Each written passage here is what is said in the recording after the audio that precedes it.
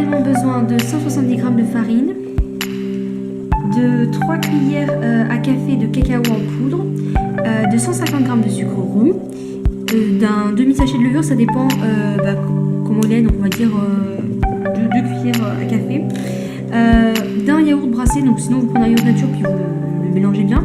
On aura également besoin de... Donc on vient couper le beurre en petits morceaux et on va venir le mettre dans une casserole et on va venir le faire fondre au bain-marie ou au micro-ondes. Donc à l'aide d'un fouet, on vient ajouter nos œufs et on vient donc mélanger entre chaque œuf. Donc on vient ajouter notre sucre et on va venir mélanger pour avoir une pâte homogène. Donc maintenant on vient ajouter notre beurre qui est fondu et qui a eu le temps de refroidir un petit peu. Donc on vient ajouter notre farine au fur et à mesure et on va venir mélanger à chaque fois. Donc on enchaîne avec 3 cuillères à soupe de cacao bien amer.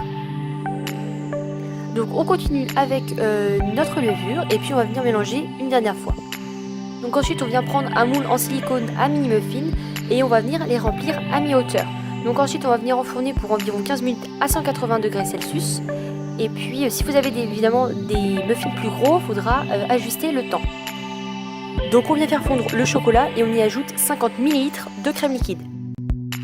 Puis donc dans un saladier, on va venir verser nos 200 ml, soit 20 centilitres de crème liquide restant.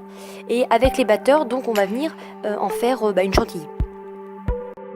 Ensuite, donc, lorsque la crème commence à être un peu épaisse, on va venir ajouter le chocolat donc par petite dose et on continue évidemment de mixer jusqu'à ce que la totalité du chocolat ait été ajoutée et que la crème soit assez épaisse.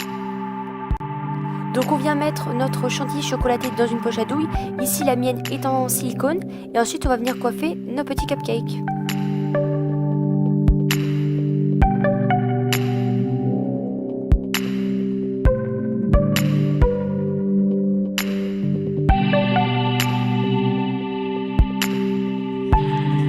Ça donne à peu près après résultat, donc ça dépend de votre pâte, si elle est votre chantilly du coup, parce que là c'est pas une génoise, hein, c'est une chantilly, donc c'est vrai que c'est beaucoup plus légère, on ne peut pas forcément avoir la texture d'une pâte au beurre traditionnellement faite avec des cupcakes.